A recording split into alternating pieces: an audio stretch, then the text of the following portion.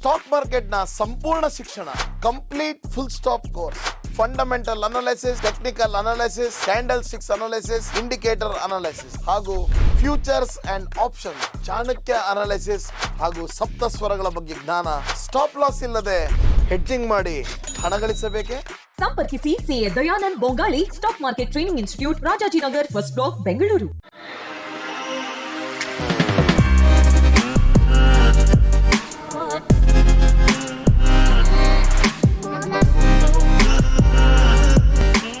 Hi friends, ದಿನದ ಎಲ್ಲ ಪ್ರಮುಖ ಸುದ್ದಿಯನ್ನು ನಿಮಗೆ ತಲುಪಿಸುವ ಮಸ್ತ್ಮಗ.com ಫುಲ್ ನ್ಯೂಸ್ಗೆ ಸ್ವಾಗತ. ನಾನು ಅಮರ್ ಪ್ರಸಾದ್. ಕಲ್ಕತ್ತಾ ಮಹಿಳಾ ಟ್ರೈನಿ ಡಾಕ್ಟರ್ ಅತ್ಯಾಚಾರ ಮತ್ತು ಹತ್ಯೆ ಪ್ರಕರಣ ಇದೀಗ ದೇಶಾದ್ಯಂತ ಸದ್ದು ಮಾಡ್ತಾ ಇದೆ. ಪ್ರಕರಣಕ್ಕೆ ಟ್ವಿಸ್ಟ್ ಮೇಲೆ ಟ್ವಿಸ್ಟ್ ಸಿಗ್ತಾ ಇದೆ. ಹೀಗಾಗಿ ಈಗ ಪ್ರಕರಣವನ್ನ ಕಲ್ಕತ್ತಾ ಹೈಕೋರ್ಟ್ ಸಿಬಿಐಗೆ ಟ್ರಾನ್ಸ್ಫರ್ ಮಾಡಿದೆ.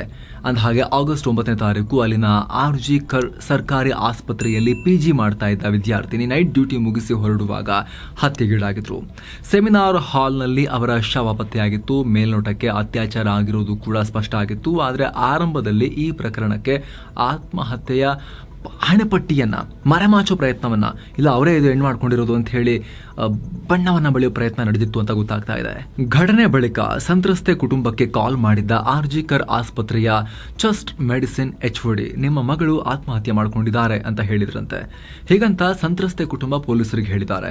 ಏನೋ ಮರಣೋತ್ತರ ಪರೀಕ್ಷೆಯ ವರದಿ ಬಂದಿತ್ತು. ಅದರಲ್ಲಿ ಆಕೆಯ ಖಾಸಗಿ ಅಂಗಗಳಲ್ಲಿ ಗಾಯಗಳಾಗಿದ್ದು, ಆಕೆ ಮೇಲೆ ಅತ್ಯಾಚಾರ ಎಸಗಿ ಹಿಂಸೆ ಕೊಟ್ಟು ಆ ಬಳಿಕ ಹತ್ಯೆ ಮಾಡಿದ್ದಾರೆ ಅನ್ನೋದು ಆಮೇಲೆ ರಿವೀಲ್ ಆಗಿದೆ. ಸದ್ಯ ಅರೆಸ್ಟ್ ಆಗಿರೋ ಆರೋಪಿ ಸಂಜಯ್ ರಾಯ್ ಅನ್ನೋ ಒಬ್ಬ ಸಿವಿಲ್ ವಾಲಂಟಿಯರ್ನನ್ನ ಅರೆಸ್ಟ್ ಮಾಡಲಾಗಿದೆ. ಅಶ್ಲೀಲ ಚಿತ್ರಗಳಿಗೆ ಅಡಿಕ್ಟ್ ಆಗಿದ್ದ, ತನ್ನ ಪತ್ನಿ ಮೇಲೂ ಕೂಡ ದೈಹಿಕ ಕಿರುಕುಳ ಕೊಡ್ತಾ ಇದ್ದ ಅಂತ ಹೇಳಲಾಗಿದೆ.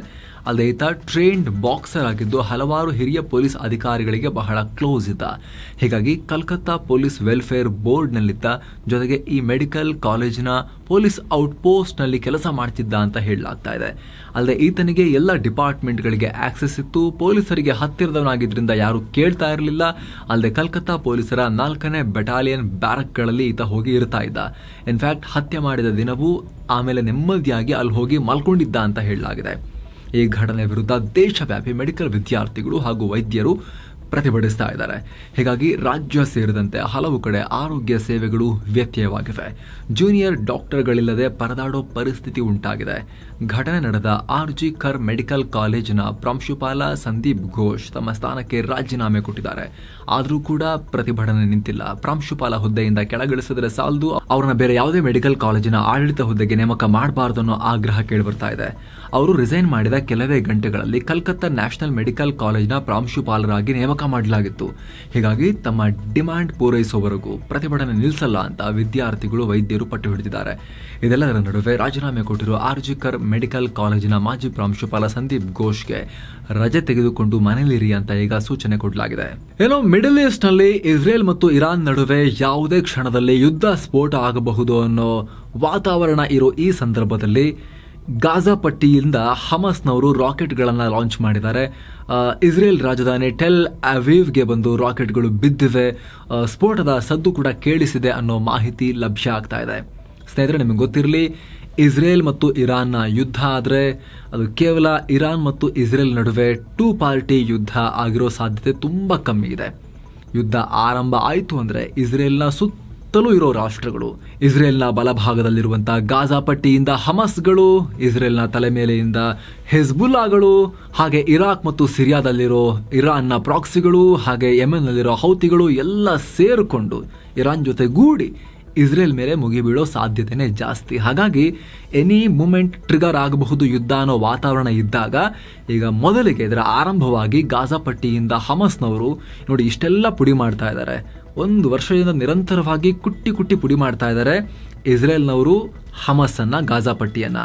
ಆದರೂ ಅಲ್ಲಿಂದ ಮತ್ತೆ ರಾಕೆಟ್ ಹಾರಿಸೋ ಸಾಮರ್ಥ್ಯವನ್ನು ಅವರು ಇಟ್ಕೊಂಡಿದ್ದಾರೆ ಅಂತ ಹೇಳಿದ್ರೆ, ಅದು ಟೆಲ್ ಅವೀವ್ಗೆ, ಇಸ್ರೇಲ್ ಕ್ಯಾಪಿಟಲ್ಗೆ ಬಂದು ಬೀಳುತ್ತೆ ಅಂತ ಹೇಳಿದ್ರೆ ಇನ್ನು ಹಮಸ್ ಪೂರ್ತಿ ಸತ್ತಿಲ್ಲ ಅನ್ನೋದು ಅತ್ಯಂತ ಸ್ಪಷ್ಟವಾಗಿ ಅರ್ಥ ಮಾಡ್ಕೋಬೇಕಾಗಿರೋ ವಿಚಾರ. ಕರ್ನಾಟಕ, ತೆಲಂಗಾಣ ಹಾಗೂ ಆಂಧ್ರ 3 ರಾಜ್ಯಗಳಲ್ಲಿ ತೀವ್ರ ಆತಂಕ ಮೂಡಿಸಿರೋ ತುಂಗಭದ್ರಾ ಡ್ಯಾಂನ ಗೇಟ್ ಕಿತ್ತು ಹೋಗಿ ಇದುವರೆಗೂ 60 ಗಂಟೆಗಳು ಕಳೆದಿವೆ. ಈ ವಿಚಾರವಾಗಿ ಈಗ ಒಂದೊಂದೇ ಸ್ಫೋಟಕ ಮಾಹಿತಿ ಹೊರಬರ್ತಾ ಇವೆ. ಕ್ರಸ್ಟ್ ಗೇಟ್ ನೀರಿನ ರಭಸಕ್ಕಿಂತ ಅಧಿಕಾರಿಗಳ ನಿರ್ಲಕ್ಷ್ಯದಿಂದ ಕಿತ್ತು ಹೋಗಿದೆ ಅನ್ನೋದು ಈಗ ಗೊತ್ತಾಗ್ತಾ ಇದೆ.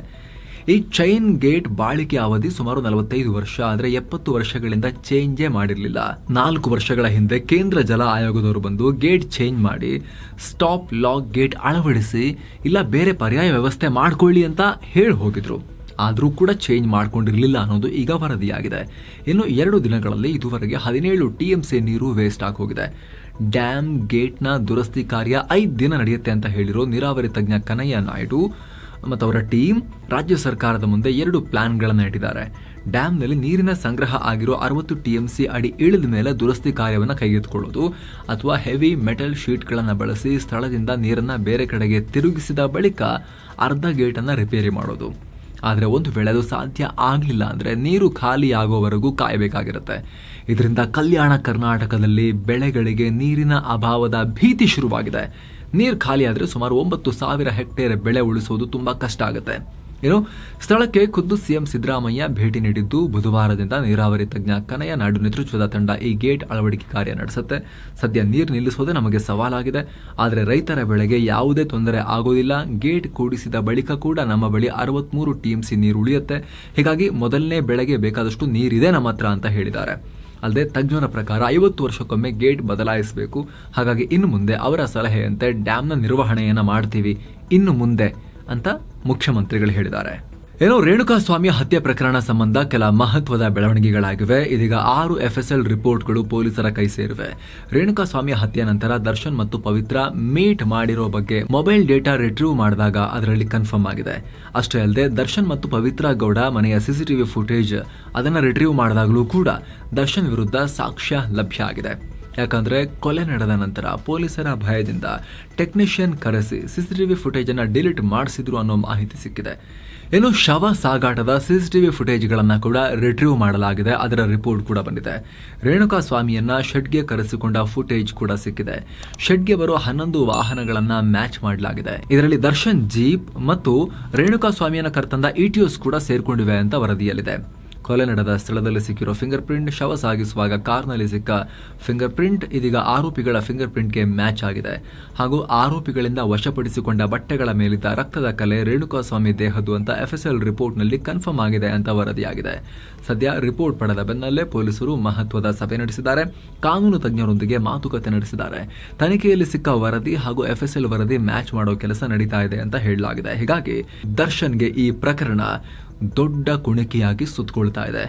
ಇದು ತುಂಬಾ ಟೈಟ್ ಆಗ್ತಾ ಹೋಗ್ತಾ ಇದೆ. ಇದು ಬೆನ್ನು ಬಿಡದೆ ಬೇತಾಳ್ನಂತೆ ಕಾಡ್ತಾ ಇರೋ ಮೂಡಾ ಹಗರಣ ಸಂಬಂಧ ಇದೀಗ ಸಿಎಂ ಸಿದ್ದರಾಮಯ್ಯ ವಿರುದ್ಧ ರಾಜ್ಯಪಾಲರಿಗೆ ಮತ್ತೊಂದು ದೂರನ್ನ ಕೊಡಲಾಗಿದೆ.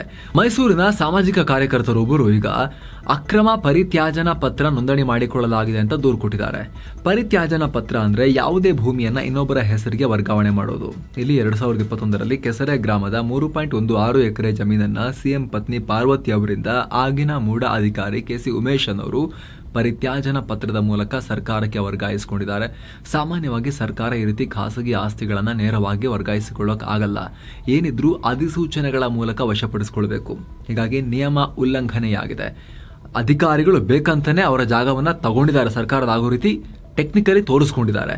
ಅದರಲ್ಲೂ ರಾಜ್ಯ ಸರ್ಕಾರದ ಎಲ್ಲ ಆಸ್ತಿ ಟ್ರಾನ್ಸಾಕ್ಷನ್ಗಳು ರಾಜ್ಯಪಾಲರ ಹೆಸರಲ್ಲಿ ನಡೆಯುವುದರಿಂದ ಇಲ್ಲಿ ರಾಜ್ಯಪಾಲರ ಹೆಸರನ್ನ ದುರ್ಬಳಕೆ ಮಾಡಿಕೊಂಡಿರೋದಲ್ಲದೆ ಕಾನೂನು ಬಾಹಿರ ಚಟುವಟಿಕೆ ವ್ಯಾಪಕವಾಗಿ ನಡೆದಿದೆ ಅಂತ ಸಾಮಾಜಿಕ ಕಾರ್ಯಕರ್ತ ಸ್ನೇಹಮಯಿ ಕೃಷ್ಣ ಅನ್ನೋರು ಆರೋಪವನ್ನ ಮಾಡಿದ್ದಾರೆ. IT ಉದ್ಯೋಗಿಗಳ ಕೆಲಸದ ಟೈಮನ್ನ 14 ಗಂಟೆಗೆ ಏರಿಕೆ ಮಾಡೋ ವಿಚಾರವಾಗಿ ಈಗ ರಾಜ್ಯ ಸರ್ಕಾರ ಕ್ಲಾರಿಫಿಕೇಶನ್ ಕೊಟ್ಟಿದೆ. IT ಉದ್ಯೋಗಿಗಳ ಶಿಫ್ಟ್ ಟೈಮ್ನಲ್ಲಿ ಯಾವುದೇ ಬದಲಾವಣೆ ಇಲ್ಲ ಅಂತ ITBT ಕಾರ್ಯದರ್ಶಿ ಏಕರೂಪ್ ಕೌರ್ ಹೇಳಿದ್ದಾರೆ. ಈ ಬದಲಾವಣೆಗಳನ್ನ ಇಂಡಸ್ಟ್ರಿ ಅವರೇ ಡಿಮಾಂಡ್ ಮಾಡಿದ್ರು, ಅದಕ್ಕಾಗಿ ಪ್ರಪೋಸ್ ಮಾಡಿದ್ವಿ ಅಷ್ಟೇ. ಆದರೆ ಸರಿಯಾಗಿ ಕಮ್ಯುನಿಕೇಟ್ ಮಾಡಲಾಗಿಲ್ಲ. ಸದ್ಯ ಶಿಫ್ಟ್ ಟೈಮಿಂಗ್ಸ್ನಲ್ಲಿ ಯಾವುದೇ ಬದಲಾವಣೆಗಳಿಲ್ಲದೆ ಎಂದಿನಂತೆ 9 ಗಂಟೆ ಇರುತ್ತೆ ಅಂತ ಹೇಳಿದ್ದಾರೆ. ತಾಂತ್ರಿಕ ಶಿಕ್ಷಣ ಇಲಾಖೆಯ ವ್ಯಾಪ್ತಿಯಲ್ಲಿರೋ ಸರ್ಕಾರಿ ಎಂಜಿನಿಯರಿಂಗ್ ಹಾಗೂ ಪಾಲಿಟೆಕ್ನಿಕ್ಗಳ ಅರೆಕಾಲಿಕ ಉಪನ್ಯಾಸಕರ ಗೌರವಧನವನ್ನು ರಾಜ್ಯ ಸರ್ಕಾರ ಹೆಚ್ಚಳ ಮಾಡಿದೆ. ಈ ಉಪನ್ಯಾಸಕರ ವಿದ್ಯಾರ್ಹತೆ ಮತ್ತು ಅವರು ಸಲ್ಲಿಸಿದ ಸೇವಾ ಅವಧಿಯನ್ನು ಪರಿಗಣಿಸಿ ಕನಿಷ್ಠ 5,000ದಿಂದ ಗರಿಷ್ಠ 8,000ವರೆಗೆ ಏರಿಕೆ ಮಾಡಲಾಗಿದೆ. ಇನ್ನು ಸರ್ಕಾರಿ ಹಿರಿಯ ತಾಂತ್ರಿಕ ಶಾಲೆಗಳ ಅರೆಕಾಲಿಕ ಉಪನ್ಯಾಸಕರು ಪ್ರತಿ ತಿಂಗಳು ಗರಿಷ್ಠ 56 ಗಂಟೆ ಕೆಲಸ ಮಾಡಬೇಕಾಗಿದ್ದು ಅವರಿಗೆ 18,000 ರೂಪಾಯಿ ಗೌರವಧನವನ್ನು ನಿಗದಿಪಡಿಸಲಾಗಿದೆ. ಪತ್ರಕರ್ತೆ ಗೌರಿ ಲಂಕೇಶ್ ಹತ್ಯೆ ಕೇಸ್ನ ಪ್ರಮುಖ ಆರೋಪಿ ಮದ್ದೂರು ನವೀನ್ ಅನ್ನೋರನ್ನ ಮಾಜಿ ಸಂಸದ ಪ್ರತಾಪ್ ಸಿಂಹ ಮೀಟ್ ಮಾಡಿ ಮಾತನಾಡಿದ್ದಾರೆ. ಈ ಭೇಟಿ ಬಗ್ಗೆ ಪೋಸ್ಟ್ ಕೂಡ ಮಾಡಿದ್ದಾರೆ ಪ್ರತಾಪ್ ಸಿಂಹ. ಅದರಲ್ಲಿ ಆರೋಪಿ ನವೀನ್ ರನ್ನ ನನ್ನ ಸ್ನೇಹಿತ ಅಂತ ಕರೆದಿದ್ದಾರೆ. ಹೀಗಾಗಿ ಇದಕ್ಕೆ ಸೋಷಿಯಲ್ ಮೀಡಿಯಾಗಳಲ್ಲಿ ವ್ಯಾಪಕ ವಿರೋಧ ಕೇಳಿಬರ್ತಾ ಇದೆ.